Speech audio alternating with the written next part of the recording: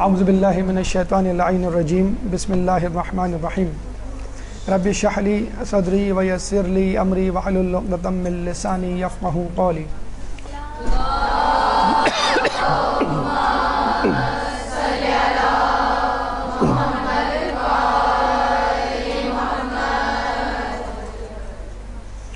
ہمارے درس کا عنوان ہے حقیقی علم۔ دیکھیں، آپ لوگوں میں سے جتنے افراد یہاں موجود ہیں اس کلاس کے، وہ تمام افراد کالج یونیورسٹی کے ماحول سے گزر کے آئے ہیں یا کالج یونیورسٹی میں پڑھ رہے ہیں یا پڑھ چکے ہیں، اور اکثر مدرسے میں آنے والے افراد کے ذہن میں ایک کنفیوژن پیدا ہوتا ہے کہ آخر ہمیں علم دین کو حاصل کرنے کے لیے یا کسی خاص علم کو حاصل کرنے کے لیے کسی الگ درسگاہ جانا کیوں ضروری ہے۔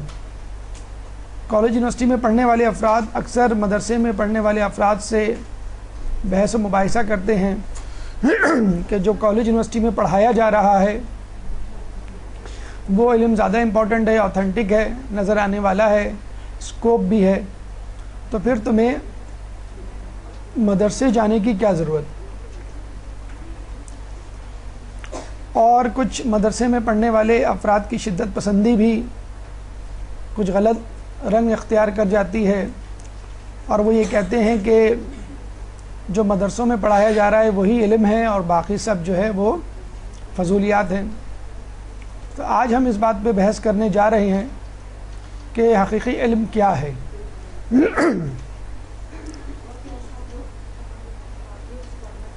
دیکھیں، ایک بات جو آپ کو نہ صرف بحیثیت طالب علم اپنے ذہن میں رکھنی ہے بلکہ بحیثیت فرد قرۂ ارض ذہن میں رکھنا ہے۔ آپ نے دیکھا ہوگا کہ سیاسی جماعتوں کا ایک نعرہ ہوا کرتا ہے، منشور ہوا کرتا ہے، اور اسی نعرے اور منشور کے تحت وہ آگے چلتے ہیں۔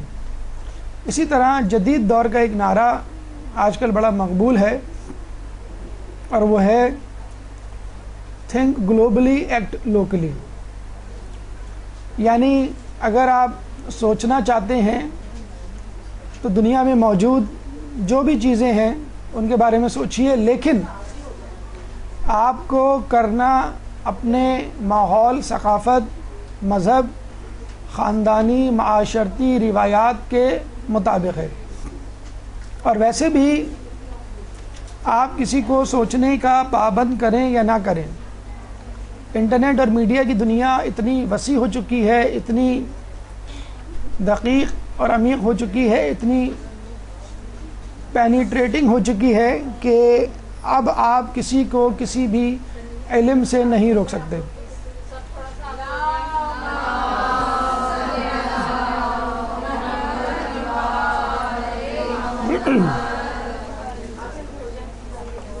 تو چنانچہ سوچ کے حوالے سے آپ آزاد ہیں، آپ جتنا چاہیں سوچیں اور مختلف نظریات و مفروضات کو زیر بحث لائیں، زیر گفتگو لائیں، لیکن آپ کو اپنے ماحول کے حساب سے چلنا ہے۔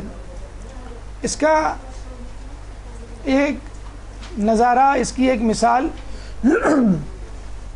وہ ملٹی نیشنل کمپنیز ہیں کہ جو پاکستان میں یا کسی دوسرے ملک میں اپنی پروڈکٹ کو سیل آؤٹ کرنے کے لیے آؤٹ لیٹس کھولتی ہیں۔ ایک زمانے میں KFC پاکستان میں غیر مقبول تھا، کوئی اس کو پوچھتا نہ تھا۔ لوگوں نے ریسرچ کی اور کہا کہ یہاں کے لوگ دیسی کھانوں کے شوقین ہیں اور دیسی کھانوں میں ان کو مسالے زیادہ پسند ہوتے ہیں۔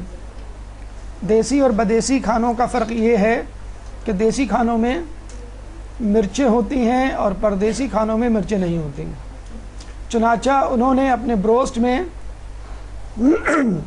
مرچیں ڈالنا شروع کر دیں، اور اب آپ کسی آؤٹ لیٹ پہ جائیں تو وہ آپ سے پوچھتے ہیں کہ آپ کو اسپائسی بروسٹ چاہیے یا نان اسپائسی. چنانچہ ملٹائی نیشنل کمپنی اس بات پہ مجبور ہو گئیں کہ لوکل کلرز کو مد نظر رکھتے ہوئے، لوکل ڈیمانڈز کو مد نظر رکھتے ہوئے، مقامی مزاج کو مد نظر رکھتے ہوئے ہمیں اپنی حاصلات پروڈکٹ کو بیچنا ہے. چنانچہ global fries with local spice. لوگوں نے پکوڑے کھانا اس وقت تک نہ چھوڑے جب تک فرینچ فرائز میں مرچ مسالہ نہیں ڈلنا شروع ہوا. تو اگر آپ کو کوئی فیشن اڈاپٹ کرنا ہے تو آپ نے دیکھا ہوگا آپ وہ fashion as it is adopt نہیں کرتی. اس فیشن کو اپنی ثقافت، اپنے ماحول سے مطابقت دینے کے بعد اس کو اپنایا جاتا ہے. اسی طرح دیگر چیزیں، دیگر باتیں جن کو آپ کا مقصد یہ ہے کہ جب بھی کوئی باہر کی چیز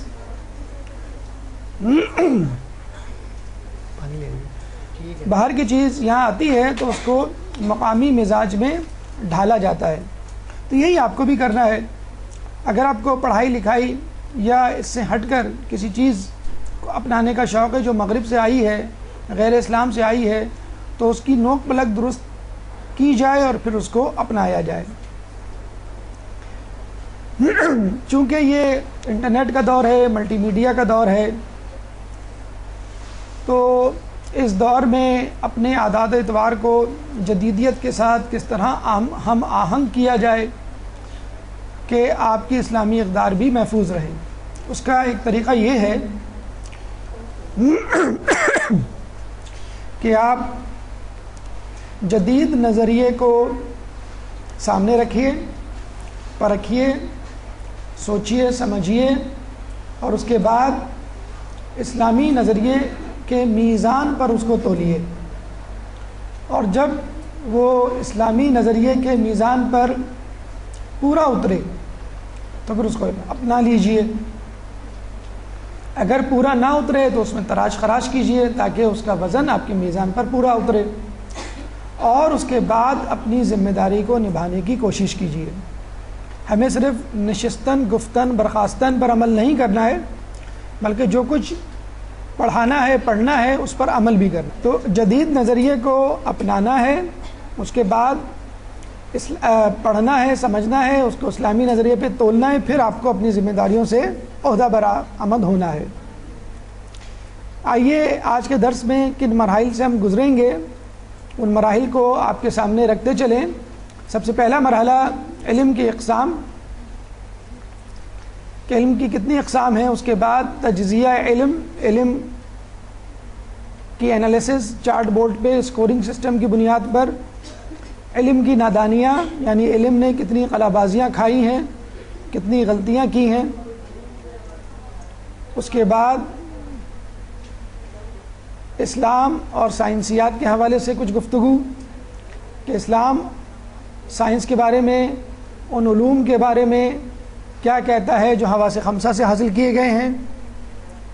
اس کے بعد اسلام اور عقلیات، اسلام کا عقل کے حوالے سے کیا نظریہ ہے، عقل کا کیا عمل دخل ہے اسلام میں، حقیقی علم کیا ہے، فائنل کنکلوژن، فائنل رزلٹ، نتیجہ، اور سب سے آخر میں حرف آخر یعنی آپ نے ان تمام گفتگو سے کیا نتیجہ اخذ کیا. تو آئیے ایک ایک کر کے ان مراحل کی طرف چلتے ہیں. ہماری گفتگو کا پہلا مرحلہ علم کی اقسام. ایک درود پڑھ دیجئے محمد والے محمد.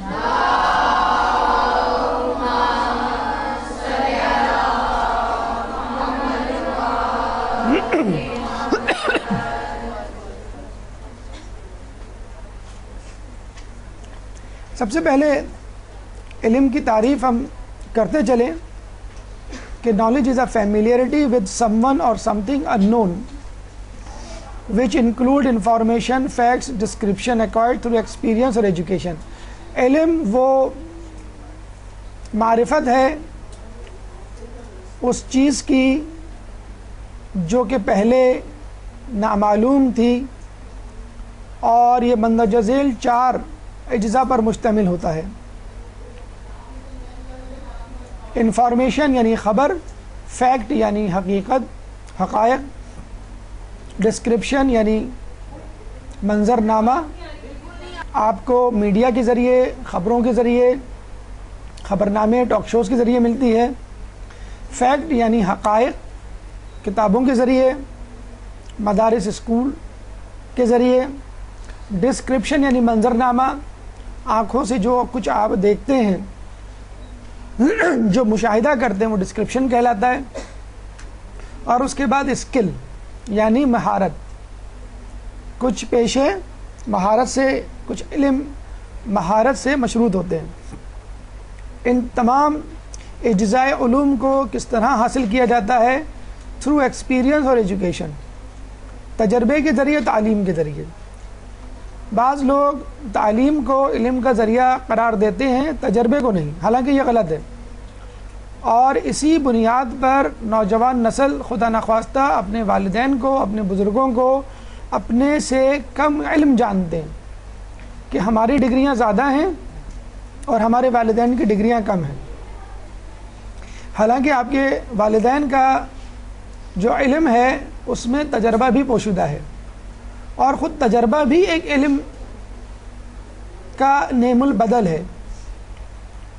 اس کی مثال، ایک پروفیسر کشتی میں ایک ملاح دیہاتی کے ساتھ سفر کر رہے تھے، اور انہوں نے اس دیہاتی کا مذاق اڑاتے ہوئے کہا کہ کیا تم نے کچھ پڑھا ہے؟ اس دیہاتی ملاح نے کہا نہیں۔ پھر انہوں نے ایک ایک علم، ایک ایک سبجیکٹ کو دہرانا شروع کر دیا جس کو وہ پڑھ چکے تھے۔ تم نے فلسفہ پڑھا ہے، تم نے سائنس پڑھی ہے، تم نے عمرانیات، معاشیات وغیرہ وغیرہ۔ اب وہ بیچارہ ہر علم پہ نہ کرتا رہا۔ پھر آخر میں اس پروفیسر نے کہا کہ تم نے دنیا سے کیا سیکھا؟ اس دوران ایک طوفان آیا، کشتی ہچکولے کھانے لگی۔ دیہاتی ملاح جو ہے وہ کشتی سے چھلانگ لگانے کے لیے تیار ہوا ہی تھا کہ پروفیسر گھبرا کے اس سے لپٹ گئے اور کہا کہ تم مجھے کہاں چھوڑے جا رہے ہو؟ اس دیہاتی ملاح نے کہا کہ کیا آپ کو تیراکی آتی ہے؟ انہوں نے کہا نہیں۔ تو اس ملاح نے کہا کہ آپ نے زندگی سے کیا سیکھا؟ تو بعض اوقات تجربہ بھی آدمی کو بہت کچھ سکھاتا ہے اور بہت سارے مصائب سے بچاتا ہے۔ تو خدا را اپنے والدین اور اپنے اساتذہ یا دیگر افراد، اپنے بزرگ افراد رشتہ دار، ان کا اس طرح مذاق نہ اڑائیں، ان کو کمتر نہ جانیں کہ ان کی ڈگریاں کم ہیں آپ کی بنسبت ان کا تجربہ علم کی صورت میں کہیں زیادہ ہے آپ سے۔ علم کی اقسام، سائنسیات وہ علم ہے جو حواس خمسہ سے حاصل کیا جاتا ہے، عقلیات وہ علم ہے جو انسان اپنی عقل سے سیکھتا ہے، اور الہیات وہ علم ہے جو خدا انسان کو دیتا ہے۔ تو آپ یوں کہہ سکتے ہیں کہ سائنسیات اور عقلیات یہ دو علوم انسان سیکھتا ہے، اور الہیات انسان کو دیا جانے والا علم ہے۔ آپ نے شاید سنا ہوگا، آپ کو یاد ہوگا، جب آپ 8ویں کلاس میں تھے تو آپ سے پوچھا گیا ہوگا کہ بیٹا آپ کو کیا پڑھنا ہے، آگے سائنس پڑھنی ہے کہ آرٹس؟ اور کچھ لوگوں کو یہی نہیں معلوم ہوتا ہے کہ سائنس پڑھنی ہے کہ آرٹس، بلکہ سائنس اور آرٹس کیا ہوتا ہے۔ اور ہمارے یہاں اتنی زحمت بھی نہیں کی جاتی بہت زیادہ سوال جواب اور بحث و مباحثے کی، علتیں یا اسباب جاننے کی۔ تو سائنس کا علم وہ علم ہے جو حواس خمسہ کے ذریعے حاصل کیا جاتا ہے، عقلیات کا علم وہ ہے جو عقل کے ذریعے حاصل کیا جاتا ہے، اس کو فلسفہ بھی کہتے ہیں، عرف عام میں اس کو آرٹس کہتے ہیں۔ اکثر آپ نے دیکھا ہوگا کالج یونیورسٹی میں یا تو لوگ سائنس کے شعبے سے تعلق رکھتے ہیں یا پھر آرٹس کے شعبے سے تعلق رکھتے ہیں۔ اسکول کالجوں میں جو پڑھایا جانے والا علم ہے وہ ان دونوں کے گرد گھومتا ہے۔ ہاں کبھی کبھی آپ اسلامیات کے حوالے سے سبجیکٹ سنتے ہوں گے، لیکن اسلامیات کا موضوع پھر بھی وہ گہرائی نہیں رکھتا کہ جو مدارس میں پڑھایا جاتا ہے۔ تو آئیے دیکھتے ہیں کہ دنیا میں جو 3 علوم پائے جاتے ہیں، آپ دنیا گھوم لیں، قریہ گھوم لیں، اس کو دلیل استقرائی بھی کہتے ہیں، تو آپ کو پتہ چلے گا کہ دنیا میں یہی 3 علوم ہیں۔ یا تو حواس خمسہ سے حاصل کرے انسان علم، یا عقل سے حاصل کرے، یا پھر خدا تعالیٰ اپنے بندوں کو یہ پہنچا دے کسی مذہب کی صورت میں۔ آئیے ان تینوں علوم کا تجزیہ کرتے ہیں، معلوم کرتے ہیں کہ ان تینوں علوم میں کیا فرق ہے، کیسے نکلے، ان کی مثالیں کیا ہیں اور ان سے ہونے والی غلطیاں۔ سب سے پہلے سائنسی علوم، سائنسیات، اس کی تعریف کچھ یوں ہوگی کہ حقیقتوں کا مجموعہ۔ آپ نے انٹر کی بک میں، انگلش کی کتاب میں ایک چیپٹر پڑھا ہوگا، سائنس اینڈ دا سائنٹسٹ۔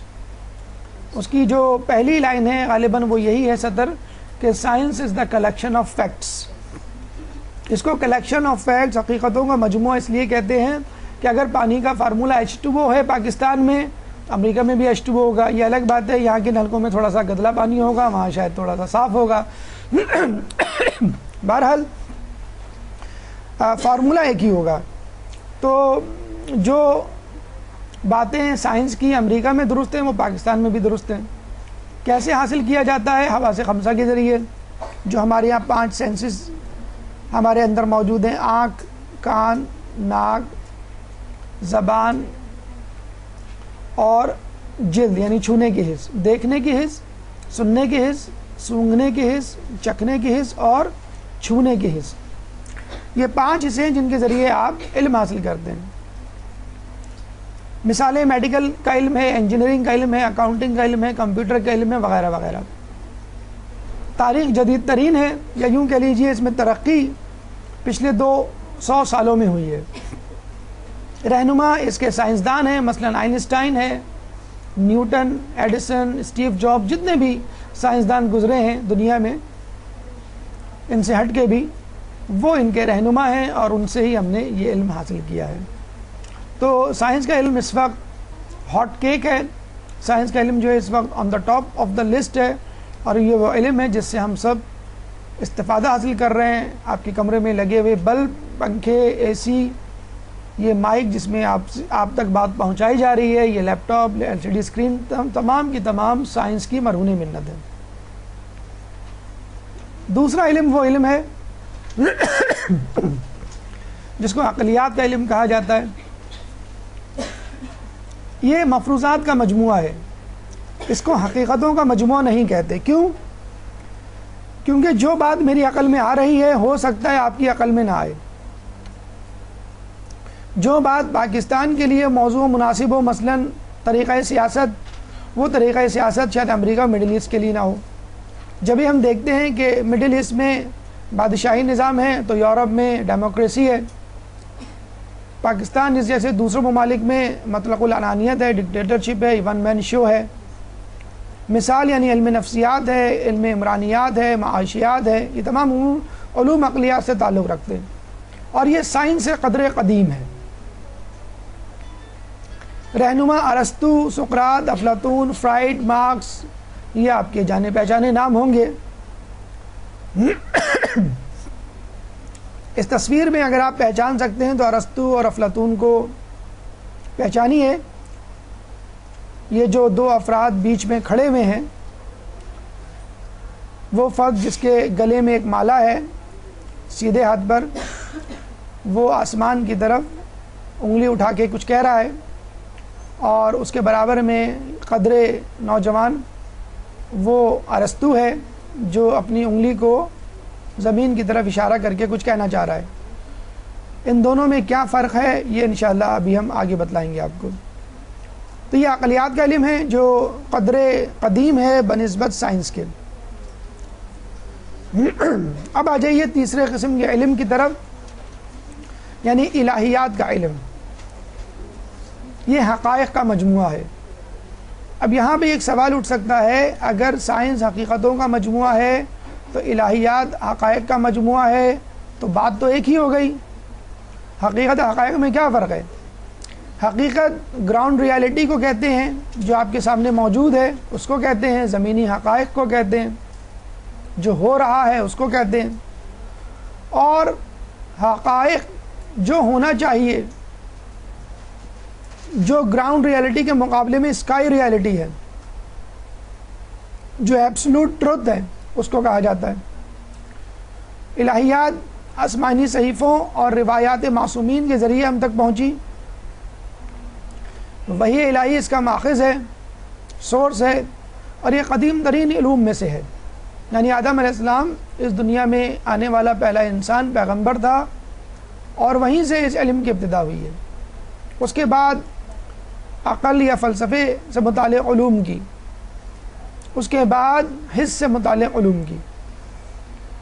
اور یہ بھی ایک عجیب بات ہے، جو علم سب سے بعد میں آیا وہ سب سے زیادہ بظاہر فائدہ دے رہا ہے، یعنی سائنس کا علم، اور جو اس سے پہلے آیا وہ کم، اور الہیات کا علم بظاہر. رہنما پیغمبران، ائمہ خدا اور معصومین، یہ تین قسم کے علوم ہم سیکھتے ہیں، چاہے یہ علوم مدارس میں پڑھوائے جائیں یا کالج یونیورسٹی میں پڑھائے جائیں. اب جو کچھ ہم نے اب تک پڑھا ان تین علوم کے بارے میں، یعنی سائنس، فلسفہ اور مذہب، ان میں سے دو علوم کالج یونیورسٹی میں پڑھائے جاتے ہیں، اور الہیات وہ مدارس میں پڑھایا جاتا ہے. اگر ایک انسان علم حاصل کرنا چاہے اور اس کو یہ سمجھنا ہو کہ میں کون سا علم حاصل کروں، تو وہ یک لحظ فیصلہ کرے گا کہ میں سائنس کا علم حاصل کروں، اس میں زیادہ اسکوپ ہے، اس کا زیادہ فائدہ ہے، اور یہ حقیقت کا مجموعہ ہے. اس کے بعد عقلیات اور الہیات کا نمبر آتا ہے. یہ تجزیہ علوم کے حوالے سے ہماری گفتگو کا دوسرا مرحلہ، کہ ان علوم کا تجزیے سے کون سا علم ہمارے نزدیک، عوام الناس کے نزدیک معتبر ترین سمجھا جاتا ہے. ایک درود پڑھ دیجئے محمد والی.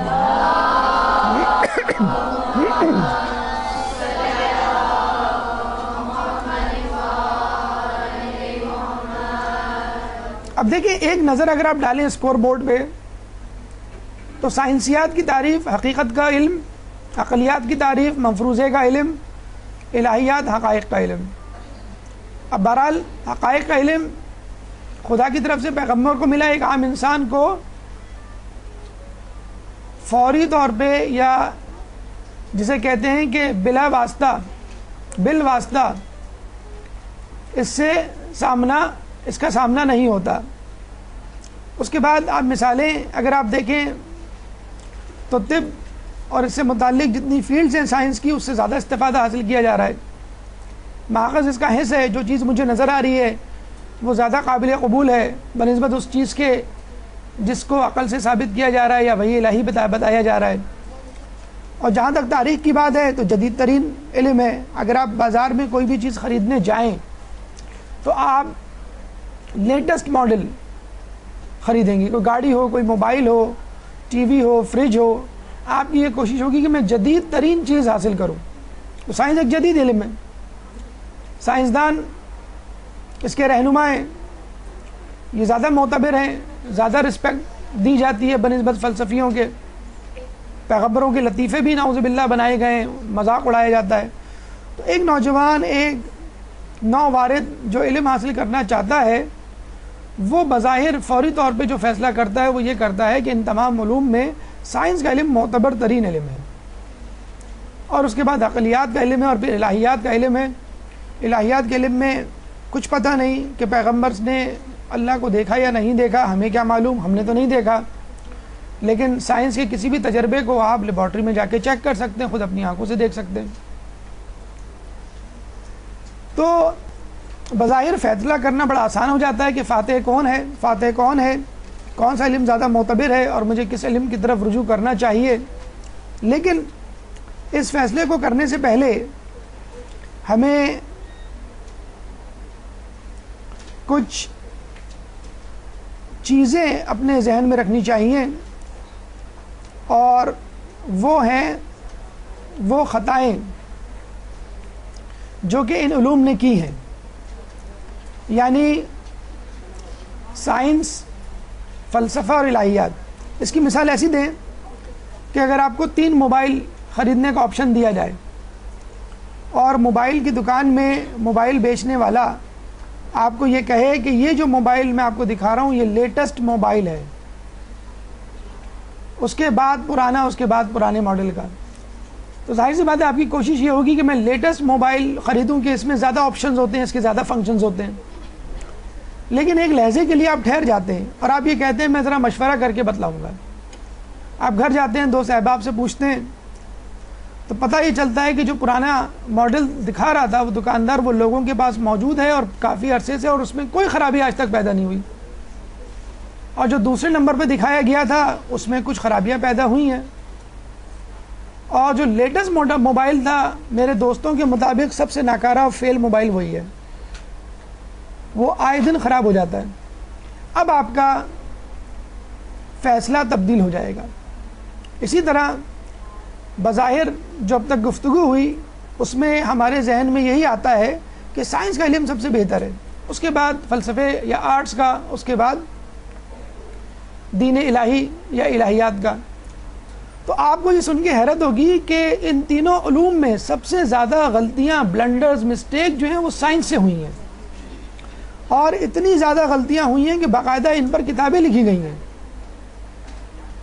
سائنٹیفک بلنڈرز نامی کتاب رابرٹ ینگسن کی آپ کے سامنے مثال کے طور پہ چند مثالیں ہم نے آپ کے سامنے یہاں رکھی ہیں کہ سائنس سے کس طرح غلطیاں ہوئی ہیں. مثلا ایک زمانے میں یہ کہا جاتا تھا کہ اپینڈکس کا کوئی فنکشن نہیں، اور اگر آپ کسی کے پیٹ کی سرجری کریں کسی بھی وجہ سے تو اپینڈکس کو نکال کے پھینک دیں، کیونکہ اس کا کوئی فنکشن نہیں ہے. اپینڈکس کا مطلب ہی ہوتا ہے زائدہ، ایکسٹرا. کتابوں کے آخر میں اپینڈکس لکھا ہوتا ہے، یعنی ایکسٹرا چیز جو اس میں ڈالی گئی ہے.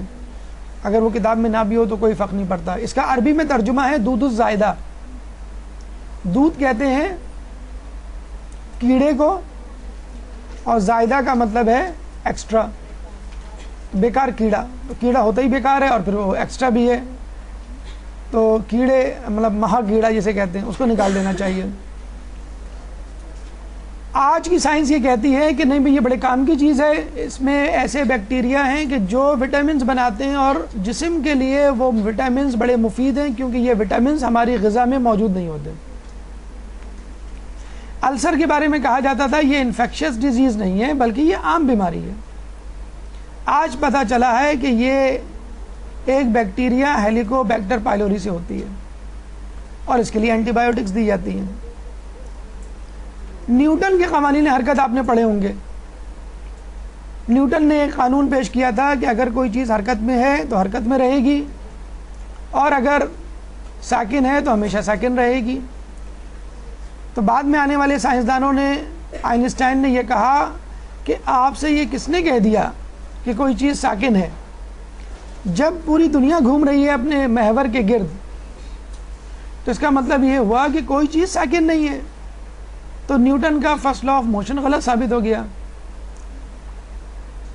آئنسٹائن نے نظریہ اضافیت پیش کیا، تھیوری آف ریلیٹیوٹی پیش کی، اور یہ کہا کہ دنیا میں سب سے زیادہ تیز رفتاری سے سفر کرنے والی چیز روشنی ہے.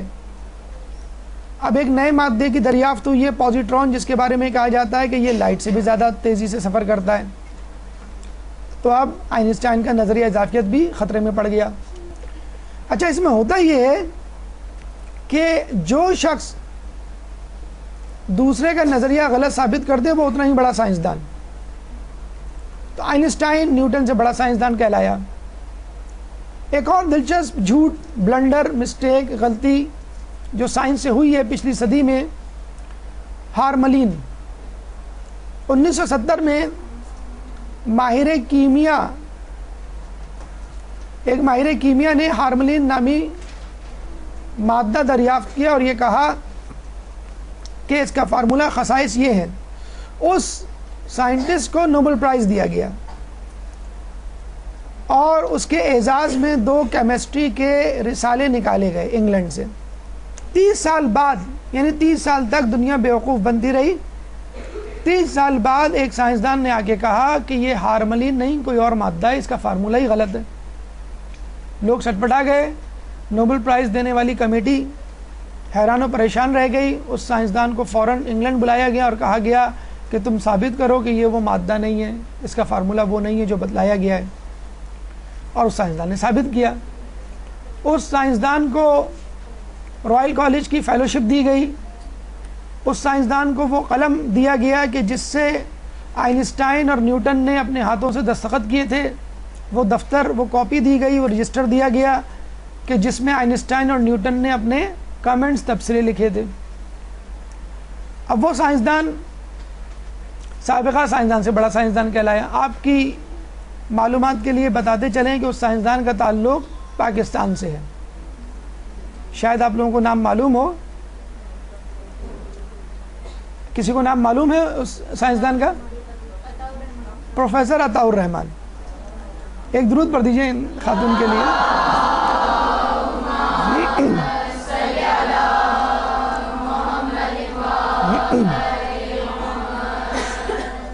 پروفیسر عطاء الرحمن ہر سنڈے کو ڈان اخبار میں ونڈرس ورلڈ آف سائنس کے نام سے آرٹیکل لکھتے ہیں، ضرور پڑھا کریں۔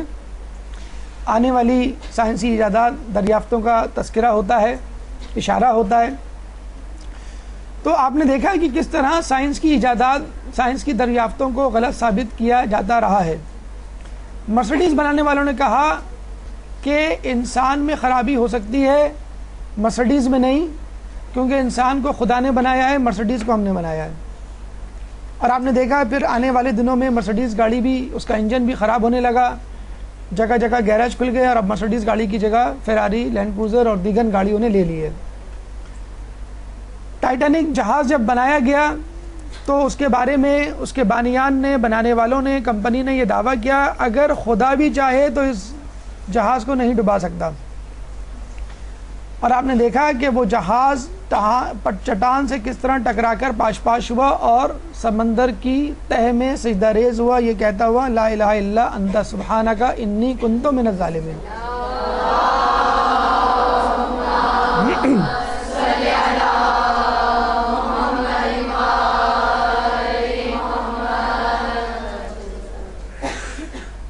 اور ابھی جو سب سے بڑا طاقتور جہاز، اس کا نام مجھے نہیں یاد آ رہا، پانی کا جو بنا ہے، وہ بھی کہتے ہیں جیسے اپنے سفر پہ اس نے اپنا سفر شروع کیا اور وہ کسی پل سے ٹکراتے بچا ہے۔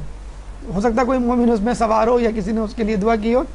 تو کہنے کا مقصد یہ ہے کہ دیکھیں سائنسدان یا سائنس پڑھنے والے کتنے بلند و بانگ دعویٰ کرتے ہیں، مذہبی افراد کا، الہیات کے پڑھنے والوں کا کس طرح مذاق اڑاتے ہیں کہ تم لوگوں میں اتنے فرقے ہیں اور تم لوگوں میں اتنے تنازعات ہیں، اتنے اختلافات ہیں، تم لوگ ایک کیوں نہیں ہو جاتے؟ اکثر ٹی وی پہ ٹاک شوز میں کہا جاتا ہے یہ مولوی حضرات، علماء حضرات ایک کیوں نہیں ہو جاتے؟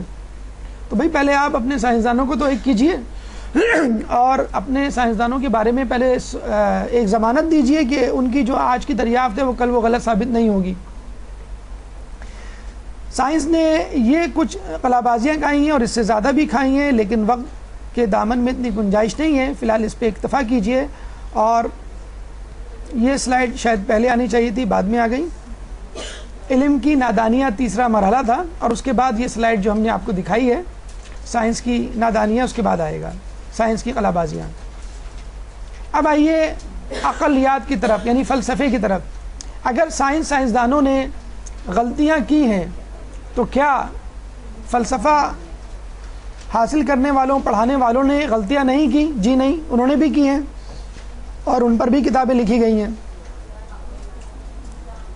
10 philosophical mistakes نامی کتاب مارٹیم ایڈلر کی، اس سے زیادہ مسٹیکس فلاسفرز نے کی ہیں۔ مثلا فرائڈ، آپ لوگوں نے، جن لوگوں نے BA کیا ہے، MA کیا ہے، نفسیات کی شد بدھ رکھتے ہیں جو، ان کو فرائڈ کا نام جو ہے وہ بہت اچھی طرح ازبر ہے۔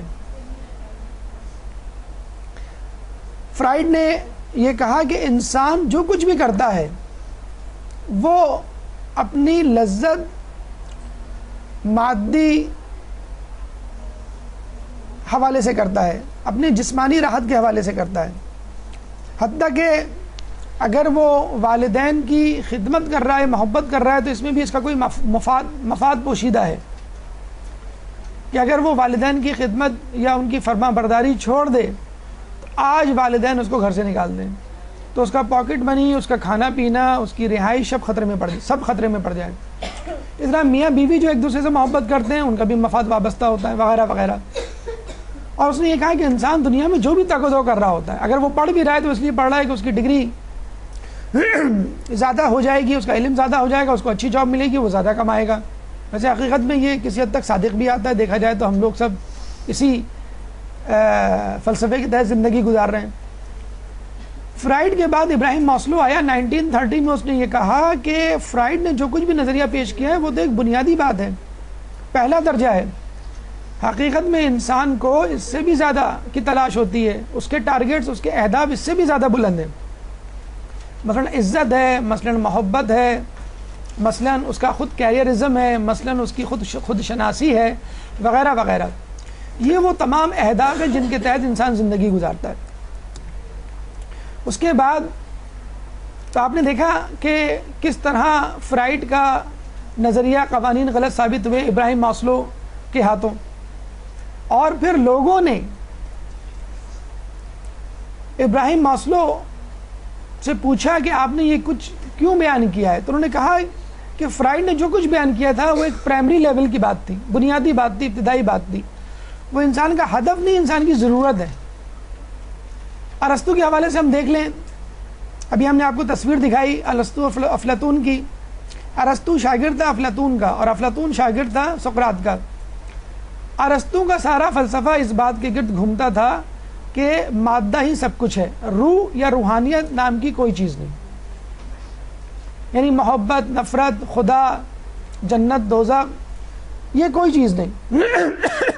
وہ کسی مذہب کو نہیں مانتا تھا، جبکہ افلاطون یہ کہتا تھا کہ نہیں، مذہب کا تعلق ہے اور مذہب کو ہونا چاہیے، خدا کا تعلق ہے، ہمارے کائنات سے خدا موجود ہے اور روح اپنی حیثیت رکھتی ہے۔ افلاطون کے مرنے کے بعد جب ارسطو اس یونیورسٹی کا پرنسپل بنا تو لوگوں نے کہا کہ آپ اپنے نظریات کو افلاطون کے نظریات کے مطابق کریں کیونکہ یہ ان کی یونیورسٹی ہے۔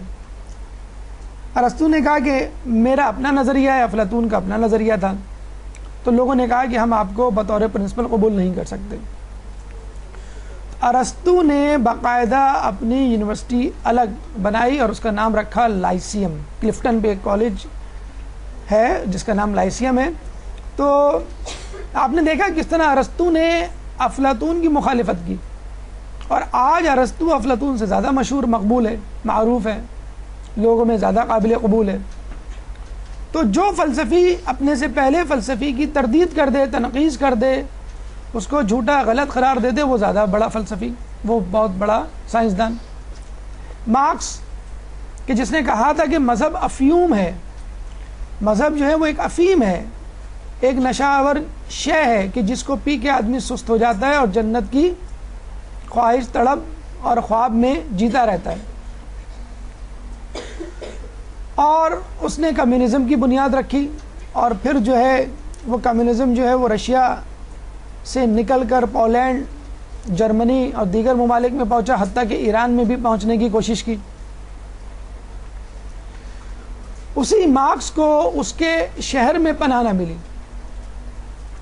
کہ اس کے نظریات جو 50 سال پہلے اس نے پیش کیے تھے 50 سال بعد ہی غلط ثابت ہو گئے، اور 1970s اور 80s میں کمیونزم کا زوال شروع ہو گیا اور رشیا کا شیرازہ بکھر گیا۔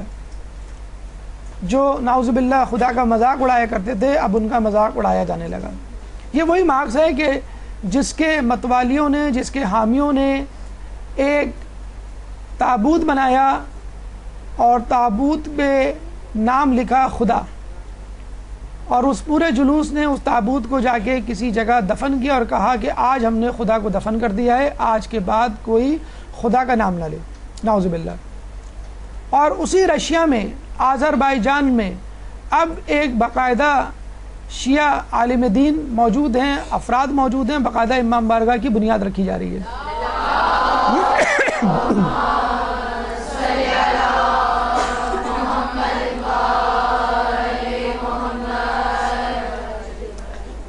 تو آپ نے دیکھا کہ سائنسدانوں کے سائنسی نظریات اور فلسفیوں کے مفروضات کس طرح وقت کے ساتھ ساتھ غلط ثابت ہوئے۔ اچھا، اب اپنی نظر اٹھائیے اور دیکھیے کہ کیا الہیات کی تعلیم میں بھی ایسا ہی ہے، یعنی سائنس نے قلع بازیاں کھائی ہیں اور فلسفے نے نادانیاں کی ہیں، تو کیا الہیات کے علم میں بھی کچھ ایسا ہوا ہے؟ تاریخ گواہ ہے کہ کبھی آدم کی بات کو نوح علیہ السلام نے غلط ثابت نہیں کیا۔ کیا کبھی آپ نے دیکھا کہ موسیٰ علیہ السلام نے نوح علیہ السلام پر تنقید کی ہو؟ کیا آپ نے سنا کہ عیسیٰ علیہ السلام نے موسیٰ علیہ السلام کی تکذیب کی ہو؟ کیا آپ نے کبھی اس کا مشاہدہ کیا کہ خود رسول اللہ کی ذات نے اپنے سے پہلے پیغمبروں کی اہانت کی ہو؟ کبھی ایسا نہیں دیکھا گیا الہیات کے علم میں کہ خدا نے کہا ہو، اس کے پیغمبر نے کہا ہو کہ آج تو یہ بات صحیح ہے، کل غلط ہوگی، آج نماز پڑھ لو لیکن آج سے 100 سال بعد نماز کی ضرورت نہیں رہے گی۔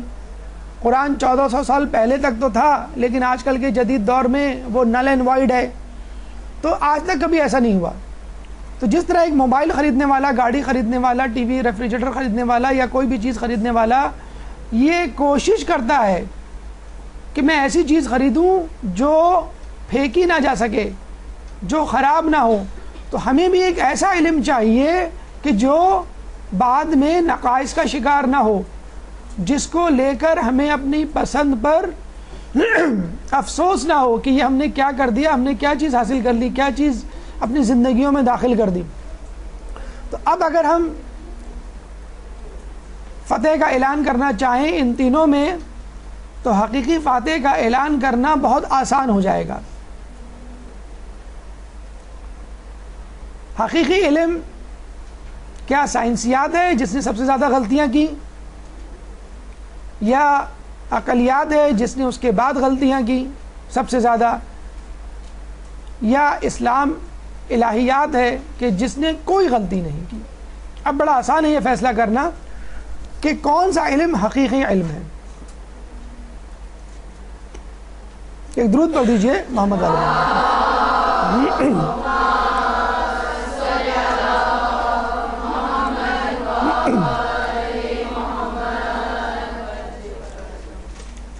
یہاں اگر ہم یہ برملا کہنا چاہیں گے کہ جب فلسفے کو عروج تھا تو اس نے الہیات کا مذاق اڑایا، مذہب کا مذاق اڑایا، اور جب سائنس کو عروج ملا تو اس نے عقل، الہیات دونوں کا مذاق اڑایا، اس نے فلسفے کا اور دین دونوں کا مذاق اڑایا، اور یہ کہا کہ the winner stands alone، فاتح تو اکیلا کھڑا ہوتا ہے، اس کے آس پاس کوئی نہیں ہوتا۔ تو سائنس نے جو گھمنڈ کیا، فلسفے نے جو غرور کیا، ان دونوں کو اس کا مزہ اسی دنیا میں اللہ تعالیٰ نے قیامت سے پہلے چکھا دیا اور بتلا دیا کہ تم جو اپنی حقانیت پر اتراتے ہو اس میں کتنا جھوٹ شامل ہے۔ ہونا تو یہی چاہیے تھا کہ اسلام کو جب فاتح قرار دیا جاتا تو وہ یک لخت ان دونوں کا سر قلم کر دیتا، سائنسیات کے علم کو اور فلسفے عقلیات کے علم کو، لیکن اسلام نے کہا کہ نہیں، تم دونوں میرے بازو ہو، تم دونوں کو میں ساتھ لے کر چلوں گا، اور تم دونوں کے بغیر اسلام کو سمجھنا ناممکن ہے۔ عجیب بات ہے کہ سائنس اور فلسفہ نادانیوں کا، قلع بازیوں کا، کوتاہیوں کا، کمزوریوں کا، خرابیوں کا شکار ہے، لیکن اس کے باوجود اسلام یہ کہتا ہے کہ تم میرے دست و پا ہو، تم میرے بازو ہو۔ کیسے؟ اسلام سائنسیات کے بارے میں کیا کہتا ہے؟ کچھ مذہب پر چلنے والے دیندار افراد اس خوش فہمی کا، اس غلط فہمی کا شکار ہو جاتے ہیں کہ بس یہی علم ہے اور باقی سب فضولیات ہے۔ تو ان کو کہا جاتا ہے کہ جب اگر فضولیات ہے تو آپ جاتے ہوئے گھوڑا استعمال کیجئے گا، کوئی بس نہیں استعمال کیجئے گا، کوئی وین نہیں استعمال کیجئے گا، آپ گھر میں اپنی بجلی کٹوا دیں۔ یہ سب سائنس کی مرہون منت تو ہے اگر آپ یہ غلط ثابت کر رہے ہیں۔ تو ایسا نہیں ہے کہ ہم یہ کہیں کہ سائنس کا علم جو ہے وہ غلط ہے۔ اسلام نے سائنس کے علم کو اور سائنس کے علم کے حاصل کرنے والے آلات کو یعنی حواس خمسہ کو کس طرح انکریج کیا، کس طرح ان کی حوصلہ افزائی کی، آئیے دیکھتے ہیں۔ خدا تعالیٰ آپ کو دیکھنے سے، سوچنے سے، سمجھنے سے، اپنی تخلیقات میں نقائص نکالنے سے منع نہیں کرتا بلکہ اس کی حوصلہ افزائی کرتا ہے۔ سورہ ملک آیت نمبر 3 اور 4 میں اللہ فرماتا ہے تم خدائے رحمان کی تخلیق میں کوئی خامی نہیں دیکھتے، سو لے جاؤ اپنی نگاہ، کیا تم کوئی شگاف دیکھتے ہو؟ اور پھر لے جاؤ دوبارہ اپنی نگاہ، تمہاری نگاہ واپس پلٹ آ جائے گی ناکام و نامراد۔ یعنی ایک تو آپ ویسے ہی دیکھتے ہیں، خدا کہتا ہے نہیں، غور سے دیکھو، مشاہدے کی آنکھ سے دیکھو، نقائص نکالنے کے لیے دیکھو۔ اور پھر جب آپ دیکھ لیتے ہیں غور سے، پھر اللہ کہتا ہے ایک مرتبہ اور کراس چیک کر لو کہ کہیں کوئی غلطی، کہیں کوئی باطل چیز، کوئی شگاف تو نظر نہیں آ رہا۔ یعنی 3 مرتبہ دیکھنے کے بعد بھی انسان کو بتلایا جا رہا ہے کہ تم ہماری تخلیقات میں کوئی نقص نہیں نکال سکو گے۔ تو اللہ تعالیٰ یہ جانتا ہے کہ اس کی تخلیقات میں کوئی نقص نہیں ہے، لیکن اس کے باوجود آپ کی حوصلہ افزائی کر رہا ہے۔ اگر اسلام حواس خمسہ کی حوصلہ افزائی کر رہا ہے تو کیا اسلام عقل کی بھی حوصلہ افزائی کرتا ہے؟ جی ہاں۔ قُلْ ہَاتُوا بُرْہَانَکُمْ اِن کُنتُم صادقین، سورہ بقرہ آیت نمبر 111۔ کہو کہ لے آؤ کوئی اپنی دلیل اگر تم سچے ہو۔ یعنی اگر آپ اپنی عقل سے کسی اسلام کے فلسفے کو، نقطے کو غلط ثابت کرنا چاہتے ہیں تو آپ کی حوصلہ افزائی کرتے ہوئے کہا جا رہا ہے کہ آپ اپنی دلیل پیش کریں، اگر قابل قبول ہوئی تو قبول کر لی جائے گی۔ اور یہ بھی ہوگا قیامت کے دن کہ اگر کوئی شخص معذوری ظاہر کرے گا کہ میں تیرے دین پر عمل نہیں کر پایا، اس کی وجہ یہ تھی، تو اللہ تعالیٰ اس کا وہ عذر قبول کرے گا۔ کہتے ہیں کہ قیامت کے میدان میں ایک اندھے کو، ایک ضعیف کو اور ایک مجنون کو لایا جائے گا، اور احمق کو، اور ان سے کہا جائے گا کہ تم نے دین اسلام پر عمل نہیں کیا، چنانچہ سزا کے لیے تیار ہو جاؤ۔ احمق کہے گا میں عقل کم رکھتا تھا، سوجھ بوجھ کی صلاحیت نہیں تھی، اس لیے تیرے دین پر عمل نہیں کیا۔ ضعیف کہے گا میں ناتواں تھا، اس لیے تیرے دین پر عمل نہیں کر پایا۔ اندھا کہے گا میں اندھا تھا، راستہ نہیں دیکھ سکتا تھا، تو حق کو کیسے پہچانتا۔ اللہ تعالیٰ یہ کہے گا کہ جن نقائص کا تم دنیا میں شکار تھے، آج وہ نقائص میں تمہارے لیے تم کو واپس کرتا ہوں۔ نابینا کو آنکھ دے دے گا، ضعیف کو طاقت دے دے گا، اور احمق کو عقل سے نواز دے گا، یعنی جتنی عقل اس میں کمی تھی۔ اور ان تینوں افراد کو کہے گا کہ اگر اب تم کو تمہاری اپنی اپنی طاقتیں مل گئی ہیں اور عذر ختم ہو گئے تو اب تم میری بات پر عمل کر سکتے ہو۔ وہ کہیں گے ہاں اب ہم آپ کی بات پہ عمل کر سکتے ہیں۔ تو خدا کہے گا جاؤ جہنم میں کود جاؤ، اور وہ تینوں اپنی جگہ پہ جامد و ساکت کھڑے رہیں گے کہ اس جہنم سے بچنے کے لیے تو ہم نے یہ بہانہ بنایا تھا۔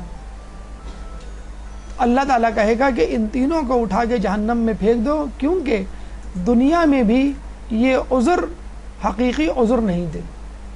اگر وہ تینوں اللہ کا حکم مانتے ہوئے جہنم میں کود جاتے تو حقیقت میں اللہ تعالیٰ اس جہنم کی آگ کو گلے گلزار بنا سکتی تھی، جس طرح آتش نمرود کو خدا نے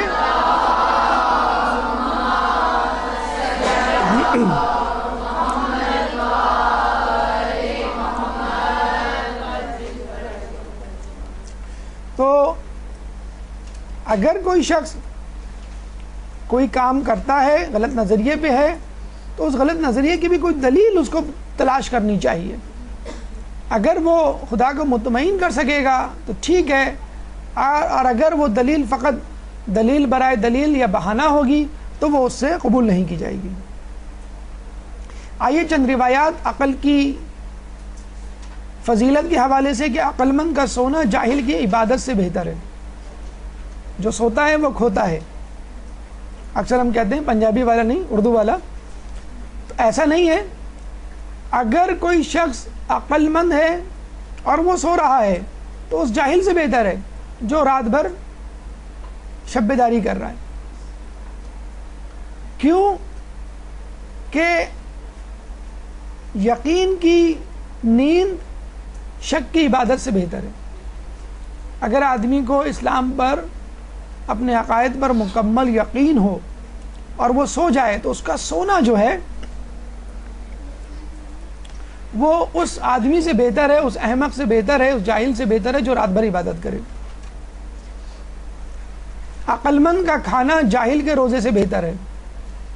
ایک جاہل آدمی روزے رکھے اور ایک عقل مند آدمی روزے نہ رکھے، عقل مند کا کھانا پینا معرفت کے ساتھ ہوگا۔ مثلا ایک چھوٹی سی بات روایت میں آیا ہے کہ اگر انسان کھانے کے بعد الحمدللہ کہے، اللہ کا شکر ادا کرے، تو وہ اس روزے دار کے برابر ہے جو روزہ رکھے۔ کتنے دن ایسے گزر جاتے ہیں آپ کا دل چاہتا ہے کہ مستحب روزہ ہے آج کا میں رکھوں اور آپ نہیں رکھ پاتے، تو کم از کم اس کا نعم البدل، اس کا متبادل اپنے ذہن میں رکھیے، شکر کو اپنی زندگی میں جاری و ساری رکھیے کہ یہ آپ کو کتنا بلند مقام۔ وہ آپ نے قصہ تو سنا ہوگا نا کہ موسیٰ کا پڑوسی جو قصائی تھا، فقط ایک تو قصہ ہمیں ملتا ہے والدہ کی خدمت کے حوالے سے اور ایک قصہ ملتا ہے ہمیں شکر کے حوالے سے۔ یہ دو افراد، ایک والدہ کی خدمت کی وجہ سے نبی کا پڑوسی قرار پایا اور ایک شکر خداوندی کی وجہ سے نبی کا پڑوسی قرار پایا، کوئی الگ سے عبادت نہیں کی تھی اس نے۔ تو یہ ہے وہ شکر کہ جو علم کے ذریعے آپ کو ملتا ہے۔ عقل مند کی خاموشی جاہل کی گفتگو سے بہتر ہے۔ یہ حقیقت ہے، جاہل اگر بولے گا تو غلط سلط بولے گا، غلطیوں سے بھرپور جملوں کی ادائیگی ہوگی، جبکہ عقل مند اگر خاموش ہے تو اس کی خاموشی میں بھی کوئی نہ کوئی پیغام چھپا ہوا ہوگا۔ کہہ رہا ہے موج دریا سے سمندر کا سکوت، جس کا جتنا ظرف ہے اتنا ہی وہ خاموش ہے۔ اب آئیے اس نتیجے کی طرف کہ ان علوم کا اسلام کے درمیان کیا مقام ہے۔ یہ مقام ہے کہ اسلام الہیات، وحی کا علم پیشوا کے برابر ہے، اور اس کے علاوہ جتنے بھی علوم ہیں وہ اس کے مقتدی ہیں۔ تو ہم دیکھتے ہیں ایک اسلامی ملک کا پریزیڈنٹ ہی کیوں نہ ہو، وہ عالم دین مجتہد مرجع کے پیچھے بیٹھے گا۔ حالانکہ احمدی نژاد پی ایچ ڈی ہے جرمنی سے، پروفیسر پی ایچ ڈی ہونے کے باوجود وہ اپنے رہبر کا محتاج ہے، رہنمائی میں اپنے مجتہد کا محتاج ہے، رہبری میں۔ آج کل ٹی وی اور دیگر جگہوں پہ آپ یہ جملے سنتے ہوں گے کہ ایک پڑھا لکھا شخص ہے، وہ قرآن پڑھ کر خود فیصلہ کر لے، جسے کہتے ہیں کہ خود معلوم کر لے کہ کیا صحیح ہے کیا غلط ہے۔ تو پڑھا لکھا شخص ہونے سے کیا مطلب ہے آپ کا؟ مطلب ایک ڈاکٹر یہ کہے کہ بھئی میں ڈاکٹر ہوں، میں اپنا گھر خود بنا لوں گا، میں اپنا کمپیوٹر خود ٹھیک کر لوں گا، میں پڑھا لکھا آدمی ہوں، یہ ہو سکتا ہے کبھی؟ ایک لائر ہے، وہ یہ کہتے ہیں کہ میں جو ہوں وہ خود ایک کیمیکل فارمولہ ایجاد کر سکتا ہوں، کیمیکل مادہ دریافت کر سکتا ہوں۔ بھئی آپ کا کام الگ ہے، آپ کی فیلڈ الگ ہے۔ اسی طرح ایک پڑھا لکھا جو شخص ہے وہ اپنی فیلڈ کا پڑھا لکھا شخص ہے، وہ انجینئر ہے، اس کو انجینئرنگ کا علم ہے، وہ ڈاکٹر ہے، اس کو علم طب ہے حاصل ہے، اس کو علم دین حاصل نہیں ہے۔ علم دین یعنی انسان کی زندگی کا علم، کہ کیسے اس کو اپنی زندگی کا رنگ ڈھنگ رکھنا ہے۔ تو یہ فرق ہے۔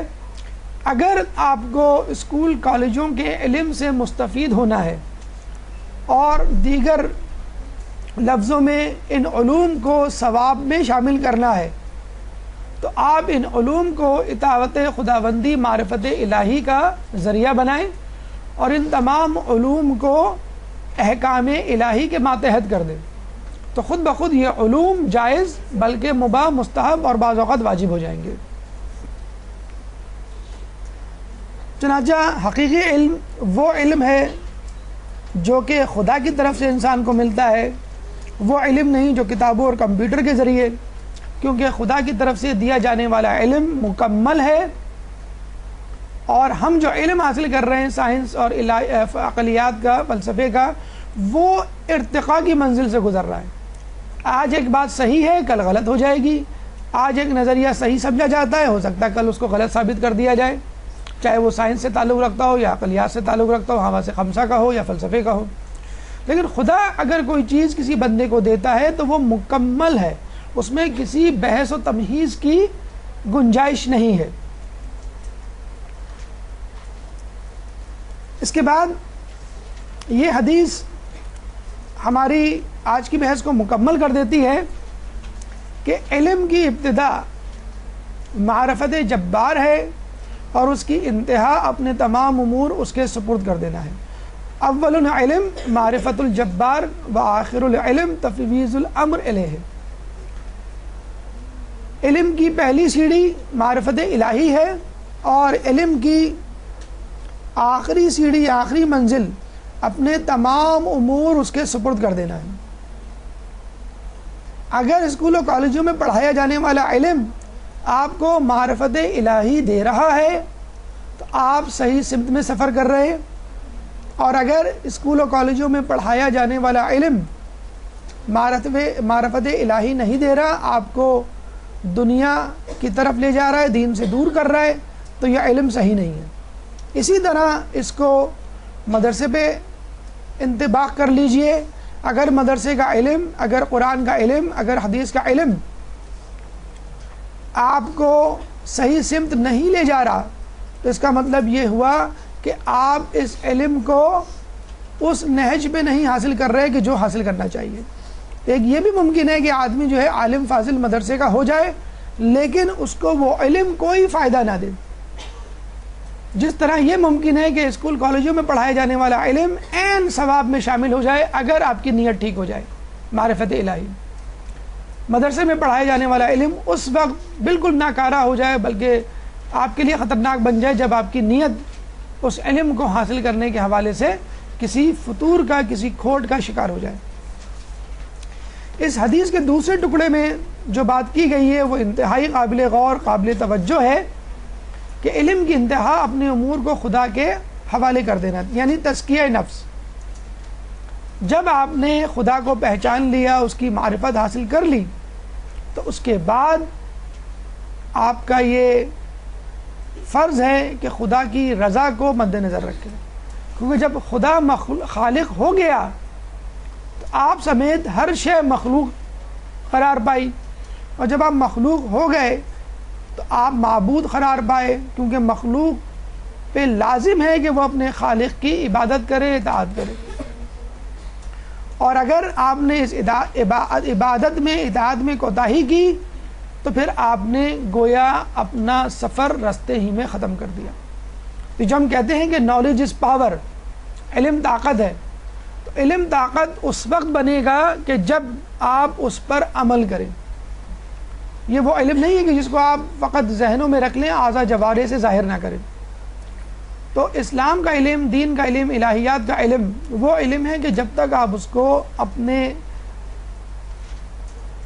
گھر میں، اپنے ماحول میں، اپنے معاشرے میں، اپنی زندگی میں جاری اور ساری نہ کریں۔ تو knowledge is not equal to power until and unless it is accompanied by action. کہ knowledge plus action is equal to power، کہ جب تک علم جو آپ حاصل کر رہے ہیں اس میں ایکشن یا عمل شامل نہیں ہوگا اس وقت تک آپ کے علم میں وہ طاقت نہیں پیدا ہو پائے گی۔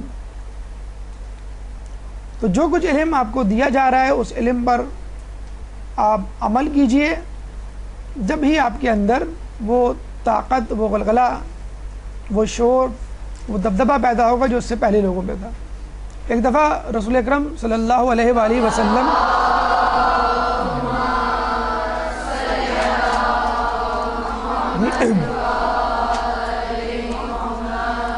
اپنے صحابہ سے مخاطب تھے اور کہنے لگے کہ ایک زمانہ آئے گا کہ غیر اقوام تم پر اس طرح ٹوٹ پڑیں گی کہ جس طرح بھوکے دسترخوان پر ٹوٹتے ہیں۔ تو لوگوں نے کہا کہ کیا اس وقت ہم بہت کم تعداد میں ہوں گے؟ تو رسول نے کہا کہ نہیں، تم بہت بڑی تعداد میں ہوگے۔ تو لوگوں نے پوچھا کہ پھر ایسا کیوں ہوگا کہ دوسری اقوام ہم پر غالب ہوگی؟ آپ نے کہا کہ کیوں کہ تم میں حب دنیا اور موت سے کراہیت پیدا ہو جائے گی۔ اور وہی صورتحال کم و بیش آج بھی ہے کہ آج پیدا ہو گئی ہے کہ لوگ اسلام سے متعلق اتنا ہی جانتے ہیں کہ کسی طرح ہمیں سے فائدہ ہو جائے. جو مسلمان ہے وہ اس لیے اپنے آپ کو مسلمان ظاہر کر رہا ہے کہ کسی طرح اس کو فائدہ مل جائے. حب دنیا اور کراہیت الموت یہ ہر کسی کے دل میں جاگزی ہو گئی ہے، اور اسی چیز نے اسلام پر عمل کرنے میں سستی پیدا کر رکھی ہے، اور اسی غیر عملیت پسندی کی وجہ سے آج مسلمان زیر عتاب ہیں، ذلیل و رسوا ہیں. اللہ تعالیٰ سے دعا ہے کہ اللہ تعالیٰ ہمیں اسلام پر عمل کرنے کی توفیق عطا فرمائے. اس موضوع سے متعلق اگر آپ کے ذہن میں کوئی سوال ہے تو آپ پوچھ سکتے ہیں. قبل سوالات بھرپور صلوات.